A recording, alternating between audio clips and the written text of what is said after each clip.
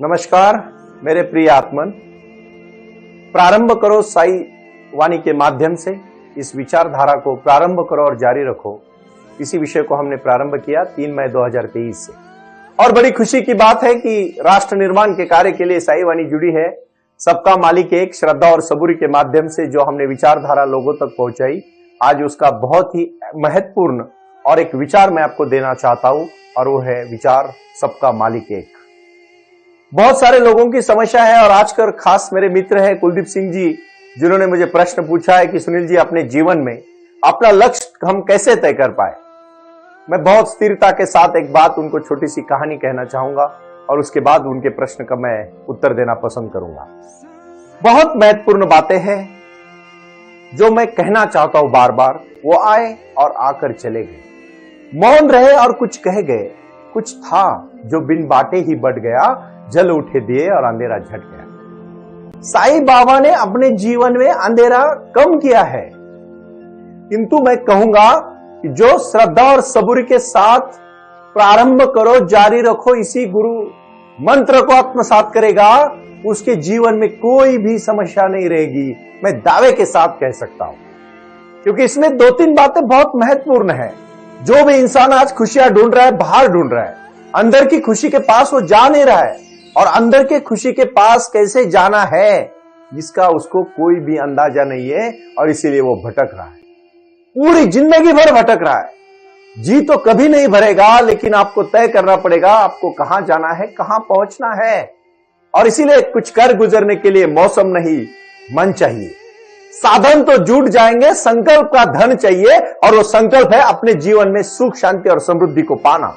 और इस 140 करोड़ का मेरा देश पूरे विश्व में महासत्ता बनने को जा रहा है, और हर नौजवान, हर मेरी भाई बहन आज अपने टैलेंट के, अपने बुद्धिमत्ता के बलदौलत पर जीवन में कुछ क्रांति करना चाहते हैं। इसीलिए ऋषि मुनियों का देश है ये। भारत भूमि संतों की भूमि है, शूरों की भूमि है।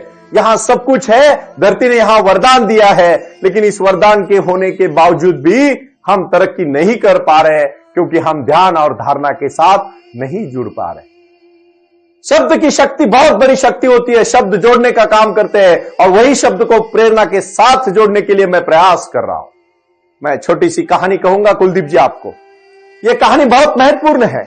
एक बार गौतम बुद्ध अपने शिष्यों के साथ एक गांव से दूसरे गांव गुजर रहे थे, और जब गांव से दूसरे गांव गुजर रहे थे तो उन्होंने देखा उनका बहुत अच्छा साथी जो आनंद उनके साथ था, और गौतम बुद्ध एक गांव से दूसरे गांव गुजर होते समय उन्होंने एक रास्ते में देखा एक छोटा सा तालाब था, उसके बाजू में एक छोटी सी नहर थी, और उस नहर से वो गुजर रहे थे।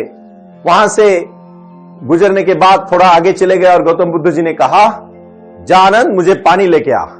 आनंद ने कहा, जी प्रभु जी, मैं पानी लेके आता, और इधर उधर देखने लगा।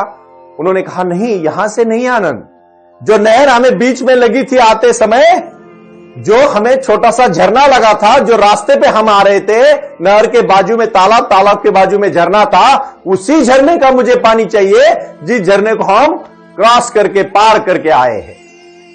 आनंद को भी समझ में नहीं आ रहा है कि गौतम बुद्ध ऐसा क्यों कह रहे हैं, लेकिन वो गुरु का आदेश है।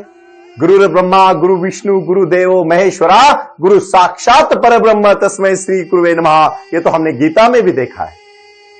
हमने देखा है भगवत गीता एक ऐसा शक्ति का साधन है जिसके माध्यम से धर्म क्षेत्रे कुरुक्षेत्रे समवेतः युत्स्वा मामका पांडव क्षय किम कुर्वत संजय। इस माध्यम से, इस विचारधारा से हमने जो क्रांति की, वो क्रांति बहुत महत्वपूर्ण क्रांति है। और फिर ये गुरु का वचन लेके गौतम बुद्ध को पानी लाने के लिए आनंद वहां पहुंचा।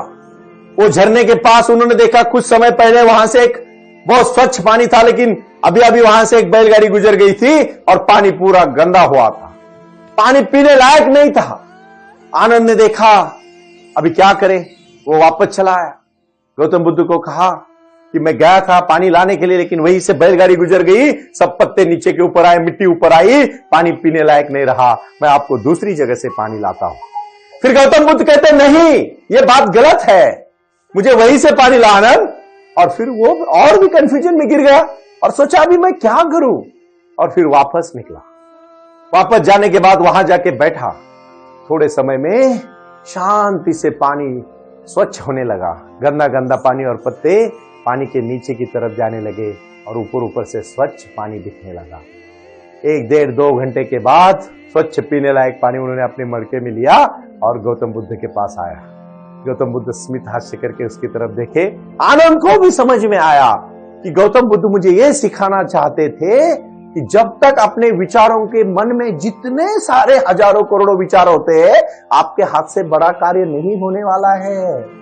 उस विचारों को ध्यान में बैठ के मेडिटेशन और क्रिया के माध्यम से खुद को शांत करके अपने जीवन का हुनर को जान के भाई और बहनों, समस्याओं से लेके जिंदगी में जीने की कला सीखनी चाहिए। और वही जीने की कला है साई वाणी। प्रारंभ करो, जारी रखो। मेडिटेशन और प्राणायाम की शक्ति इतनी बड़ी शक्ति है। जो कहानी मैंने आपको कही कुलदीप जी, यही करना पड़ेगा, क्योंकि हड़बड़ी में किया हुआ कोई भी कार्य अंतिम दौर तक नहीं पहुंचता है, क्योंकि हमें हमारा जीवन का लक्ष्य पहले तय करना पड़ेगा और फिर शांत और मेडिटेट होके जीवन का कार्य को कदम कदम से पहुंचना पड़ेगा। इसीलिए मैं आखिरी में ये बात मैं इसलिए कहना चाहता हूं कि जहां नीति है, जहां विजय है, जहां शांतता है, जहां समृद्धि है, जहां मन में प्रसन्नता है और जहां आपके अंदर की शक्ति को बढ़ाने की शक्ति है और वो ध्यान की शक्ति है, और उस ध्यान की शक्ति को पाने के लिए साई वाणी को सुनना पड़ेगा। साई वाणी का प्रारंभ और जारी रखने का गुरु मंत्र आपके जीवन में आत्मसात करना पड़ेगा। और इसी के माध्यम से जो हमने साई वाणी ऐप, मैं सबको आज खासकर मैं विनती करना चाहता हूं। 2 अक्टूबर 2023 से अंतर्राष्ट्रीय स्तर पर मेरे मित्र एस के मेनन और सुनील नरोला जी ने साई वाणी को अंतर्राष्ट्रीय स्तर पर लॉन्च किया है। लेकिन मैं भारत की 28 राज्यों के मेरे सभी भाई बहनों को और 7 यूनियन टेरिटरीज केंद्र शासित प्रदेश के मेरे सभी मित्रों को मैं कहना चाहता हूं कि भारत में साई वाणी घर घर में गई है। मोर देन 5,000 करोड़ लोग, 5 करोड़ लोग हर दिन साई वाणी को सुन रहे हैं। 50,000 लोग साई वाणी से हर दिन ऐप के ऊपर अलग अलग हमारी कहानियां सुनते हैं और उसके बाद अपने जीवन में सकारात्मक परिवर्तन ला रहे हैं। यही तो साई वाणी का सक्सेस है। इसीलिए साई वाणी trust.org के माध्यम से ई कॉमर्स की जो स्थापना की है, उसी में काफी लोगों को व्यापार उद्यम की संधि, चांस और अपॉर्चुनिटी मिली है। इस बात को मैं बहुत तहे दिल से आप सबको साईं बाबा का धन्यवाद देना चाहता हूं, क्योंकि देऊलगांव गाड़ा में जो मेडिटेशन सेंटर अभी बनने का काम चालू है, उसमें आके आपको आपके जीवन को दिशा देने का, अपने जीवन में क्रांति करने का और अपने जीवन में बदलाव लाने का कार्य करना है। कुछ कर गुजरने के लिए मौसम नहीं मन चाहिए, मैं बार बार क्यों कहता हूं। मंजिलें उन्हीं को मिलती है भाई और बहनों, जिनके कदमों में जान होती है। पंखों से नहीं दोस्तों, हौसलों से उड़ान होती है, और वो हौसला होना चाहिए लक्ष्य को पाने का हौसला। मैं और एक प्रीतिपूर्ण और बहुत ही महत्वपूर्ण कहानी कहना चाहता हूं, क्योंकि जब भी भगवत गीता का जिक्र आता है तो अर्जुन को महान योद्धा कहा जाता है। क्यों कहा जाता है महान योद्धा? मैं द्रोणाचार्य जब उनकी परीक्षा ले रहे थे, अर्जुन, भीम, नकुल, सहदेव सब एक साथ खड़े थे और उन्होंने कहा कि आज हमें धनुर्विद्या का अगला स्टेप, दूसरा स्टेप सीखना है। और उस समय पानी के वो नहर के पास गए और उस नहर में एक बाजू में पेड़ था, उस पेड़ में एक मछली लटकी हुई थी और स्टोरी ऐसी थी कि नीचे पानी में देख के अपने धनुष्य बाण से ऊपर की लटकी हुई मछली की आंख को मारना था। भीम को पूछा, भीम तुझे क्या दिख रहा है? भीम ने कहा, एक पेड़ है, उसमें मछली टंगी हुई है और मेरे हाथ में धनुष है, गुरुजी बैठे हैं, मेरे भाई बैठे हैं, कोई बात नहीं, ठीक है। फिर नकुल को पूछा, उन्होंने कहा पेड़ है, पहाड़ है, उसके पीछे बहुत पशु पक्षी है, मछली भी है। अर्जुन को पूछा क्या है? अर्जुन ने कहा सिर्फ आंख है। और भाई और बहनों, सिर्फ अर्जुन उस आंख को मार सका। उस अपने धनुष्य बाण से उस आंख का तीर उन्होंने सही चलाया, क्योंकि उसका लक्ष्य, उनका जीवन का लक्ष्य, उनका कंसंट्रेशन बहुत क्लियर था। इसलिए मैं आज कहना चाहता हूं, जिंदगी में कोई भी चीज आसानी से नहीं मिलती, उसको पाने के लिए अपने जीवन में लक्ष्य होना चाहिए। आपको कहां जाना है, कैसे जाना है, कब जाना है, इसका मास्टर प्लान होना चाहिए। और इसीलिए ध्यान का सबसे अहम महत्वपूर्ण विषय है जीवन में। सबसे अगर आपको जीवन में नंबर 1 बनना है तो ध्यान को पाना पड़ेगा। और ध्यान को पाने की शक्ति ऐसे ही नहीं आती, वो शक्ति सिर्फ अपने विचारों से आती है, भक्ति से आती है। और आज की भक्ति है सिर्फ और सिर्फ एक भक्ति, अपने जीवन में कुछ कर गुजरना। आना है, कुछ नहीं रहे इसीलिए जी रहे। ऐसे जी के कुछ फायदा नहीं है। कुछ लक्ष्य रख के जियोगे तो पहुंच जाओगे। और मैं अंतिमतः इतना ही कहना चाहता हूं कि मेरे मित्रों, आज जो ध्यान को प्रारंभ करेंगे, मेरे लिए सब शांत बैठे और अपने हाथ ध्यान मुद्रा में करके सिर्फ गहरी सांस ले, क्योंकि बाह्य मुद्रा से लेकर अंतर मुद्रा तक की जो शक्ति है वो अपने मूलाधार चक्र से सहस्राधार चक्र तक आपको ऊपर उठानी है। ध्यान को करते समय शक्ति को ऊपर उठाना है और भक्ति के स्तर पर लेके जाके अपने जीवन में क्रांति करना है। और जब ये सांस आप अंदर लोगे, बाहर छोड़ोगे, विचार आएंगे, सजगता के साथ सिर्फ और सिर्फ अपने विचारों के ऊपर देखने का काम करो। एक तटस्थ आदमी, एक सिर्फ और सिर्फ वो ध्यानस्थ इंसान सिर्फ विचारों की तरफ देख रहा है, ना रोक रहा है, ना स्वीकार रहा है, सिर्फ उसको देख रहा है, सजगता की तरफ से देख रहा है। जितना अवेकनिंग आप खुद को बनाना चाहोगे, उतने जीवन के प्रति सजग हो जाओगे। और यही सांस, जन्म से लेकर मृत्यु तक एक ही चीज आपके साथ है और वो है आपकी सांस। और उस सांस को आपको पकड़ना पड़ेगा। उस सांस को सिर्फ ध्यान दो, आंखों को बंद करके सिर्फ अपनी सांस के ऊपर ध्यान, और वही ध्यान को पाना, वही ध्यान को आत्मसात करते करते करते करते करते करते अंदर की तरफ जाना। अपना ध्यान अपने पैरों की तरफ लेके जाओ, शांति से मूलाधार चक्र से लेके नाभि चक्र तक पहुंचो। और इस भूमि को पाने के लिए हृदय चक्र, जो भी लक्ष्य है आपका, अंतिम चक्र की तरफ पहुंचने के लिए दोनों आंखों के बीच पूरा लक्ष्य आपको लाना है। और फिर आपको सहस्राधार चक्र तक ध्यान में लीन होना है। कुछ भी विचार ना करना, मतलब जीवन में ध्यान को प्राप्त करना है। और इसी के माध्यम से, जैसे गौतम बुद्ध ने कहा था कि हे आनंद, मुझे वही पानी चाहिए, मतलब अपने जीवन में लक्ष्य को नहीं छोड़ना है, उसी लक्ष्य को पाने के लिए अपने को तैयार करना है। आखिरी में पंचसूत्री कहूंगा और मैं यही आज की साई वाणी समाप्त करूंगा। पहली पंचसूत्री है, अपने अंदर जाना सीखो।